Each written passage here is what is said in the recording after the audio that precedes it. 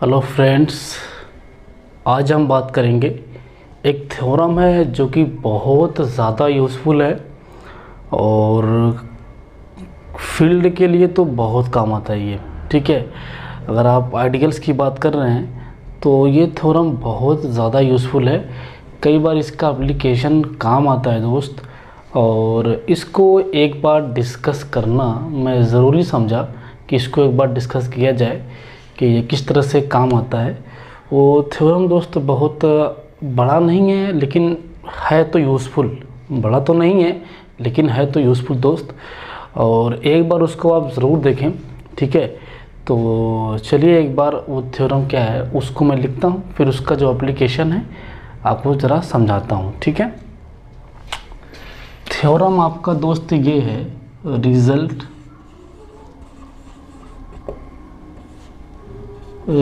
ये है, late R be a ring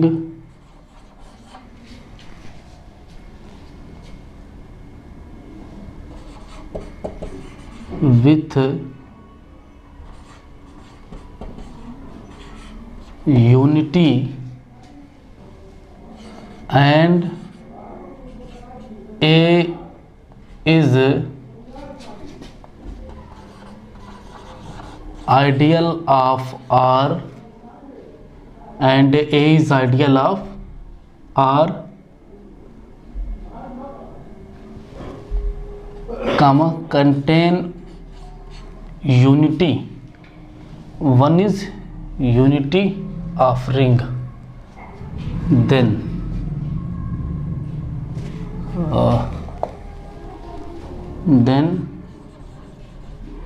A is equal to R। ये आपका थ्योरम है।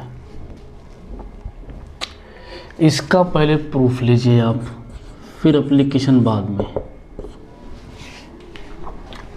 थ्योरम आपका दोस्त ये है कि एक रिंग है जिसके पास यूनिटी है और उसका एक आइडियल A है और उस आइडियल के अंदर यूनिटी है, तो फिर जो आपकी वो आइडियल होगी वो R के बराबर हो जाएगी। ठीक है, फिर से बोल रहा हूँ, एक रिंग लिया आपने जिसके पास यूनिटी है, एक आइडियल है उस रिंग की, उस आइडियल के पास एक यूनिटी है, वो यूनिटी अगर उसके अंदर है तो फिर आपका वो आइडियल R के बराबर हो जाएगा। ये आपका क्या है, थ्योरम है। अब इसका प्रूफ देना है, लीजिए प्रूफ। प्रूफ में क्या करना है मुझे, ये दो आपके सेट हैं, A भी सेट है और R भी सेट है। जब कभी भी आपको दो सेट को बराबर दिखाना हो, जब कभी भी पूरे मैथमेटिक्स में, चाहे रियल हो, चाहे कॉम्प्लेक्स हो, चाहे लीनियर हो, चाहे मॉडल अलजेब्रा हो, ठीक है, जब कभी भी आपको दो सेट को बराबर दिखाना हो तो आप क्या करिए, एक बार ए सबसेट ऑफ R दिखा दीजिए और एक बार दिखा दीजिए R सबसेट ऑफ A। अगर आपने ये दो काम कर दिया ना, क्या, एक बार A सबसेट ऑफ R और एक बार R सबसेट ऑफ A। ठीक है ना, तो फिर अब इन दोनों कंक्लूजन से आप ये कह सकते हैं कि A बराबर R हो जाएगा। ठीक है, तो दोस्त यही करना होगा आपको बेसिकली इस प्रूफ में, कि एक बार क्या करूँगा मैं, A बराबर A सबसेट ऑफ R और एक बार R सबसेट ऑफ A। अच्छा, एक बात तो क्लियर है क्या, कि A जब R का आइडियल है तो क्लियरली मैं ये तो बोल सकता हूँ जो आपका A है वो R का सबसेट तो है ही है, कोई दिक्कत नहीं है। ठीक है, तो क्लियरली इसको पहले इरेज करता हूँ, clearly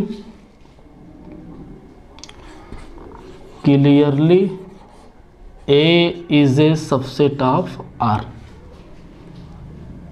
as A is ideal of R, क्योंकि A क्या है, R का आइडियल है। अब मुझे दिखाना क्या है, R क्या हो जाए, A का सबसेट हो जाए। यही तो काम करना है बस, उसके बाद काम ख़त्म। ठीक है, तो इसका एक एलिमेंट लेता हूँ R का, let x belongs to R, R का सबसेट R को A का सबसेट दिखाना है, तो क्या करूँगा, इसका एक एलिमेंट लिया और वो एलिमेंट A के अंदर लेके चला जाऊँगा, बस यही काम करना है। अगर ये काम कर दिया तो R is a subset of A। ठीक है, तो ठीक है दोस्त, चलिए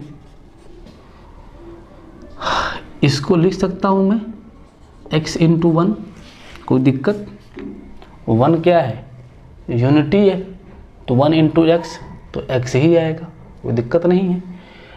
अब जो 1 हो गया वो A का एलिमेंट है, बिकॉज मैंने पहले ही कहा है आपसे कि 1 के A के पास तो 1 है, 1 इसका एलिमेंट, x इसका एलिमेंट, A आपका आइडियल तो है ही है, तो इन दोनों का जो प्रोडक्ट है वो आपका x के अंदर चला जाएगा, इन दोनों का जो प्रोडक्ट है वो A के अंदर चला जाएगा।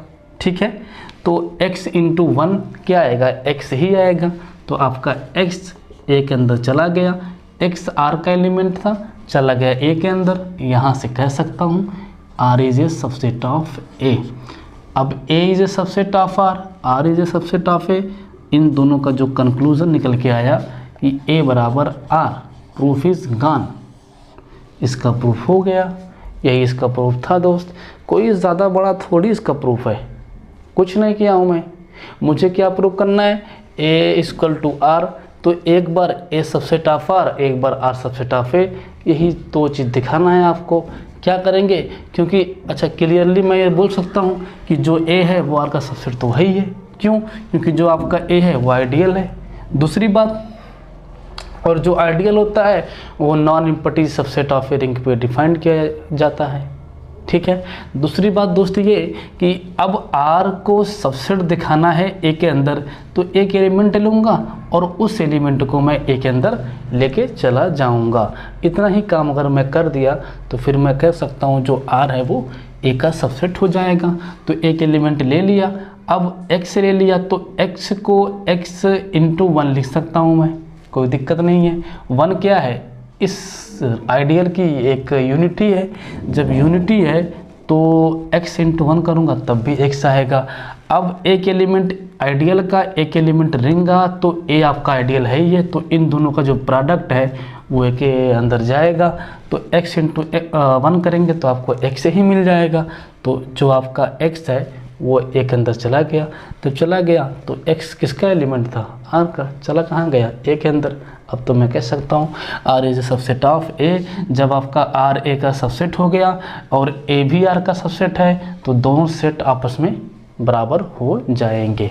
ठीक है दोस्त, इसका ये प्रूफ है। अब ज़रा इसका एप्लीकेशन समझता हूँ। इसका एप्लीकेशन क्या है, एक रिंग है,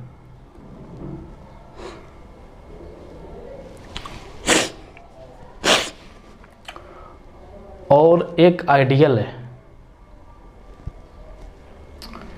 अगर एग्जाम्पल के तौर पे बात किया जाए, इसका जो एप्लीकेशन है A इज इक्वल टू, अगर Z ले लेता हूँ, एक सेकेंड,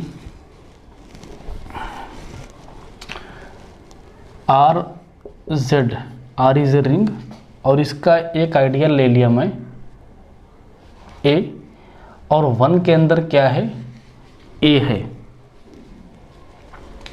1 जो आपका है वो A के अंदर है, A इसका Z का आइडियल है और A के अंदर यूनिटी है, तो बाय दिस थ्योरम जो आपका A है वो Z के बराबर हो जाएगा, कोई दिक्कत नहीं है। बाय दिस थ्योरम अगर A के पास यूनिटी हुआ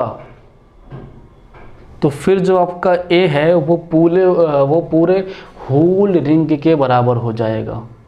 दूसरी बात, अगर नहीं हुआ तो भैया नहीं कह सकते, तब हो भी सकता है, नहीं भी। अगर ए के पास यूनिटी हुआ तो आपका जो ए है वो जेड के बराबर हो जाएगा, अगर नहीं हुआ तो कुछ नहीं कह सकते आप। ठीक है। अच्छा, एक और एग्जांपल दे रहा हूँ आपको मैं। अच्छा, जो इसका प्रूफ होगा ना एकदम सेम ऐसे ही प्रूफ होगा भाई। ए इक्वल टू जेड दिखाना है तो ए भी आइडियल है और जेड भी आइडियल है, दोनों ए के सबसेट हैं, कोई दिक्कत तो है नहीं। तो जो इसका प्रूफ होगा वो इसी तरह से पूरा सेम होगा। ठीक है। एक एग्जांपल और लेता हूँ, आर इक्वल टू ले लेता हूँ मैं Q plus dot set of rational number. ये भी आपका रिंग फॉर्म करता है, कोई दिक्कत तो नहीं है। इसका आप कोई भी आइडियल लेते हैं, इसका आप कोई भी आइडियल लेते हैं, नॉन ट्रिवियल, कोई भी इस रिंग का कोई भी आइडियल लेते हैं ना, नॉन ट्रिवियल, ट्रिवियल मत लेना, ठीक है, नॉन ट्रिवियल इसका कोई भी आइडियल लेते हैं ना, वो पक्का ए के बराबर आएगा, ए बराबर क्यू हो जाएगा, कोई दिक्कत नहीं। इस रिंग का कोई भी नॉन ट्रिवियल आइडियल लिया आपने तो वो जो आइडियल होगा वो पूरे क्यू के बराबर हो जाएगा। क्यों? क्योंकि क्यू के अंदर जितने सारे एलिमेंट हैं नॉन ज़ीरो, सबका जो इन्वर्स है वो निकलना पॉसिबल है।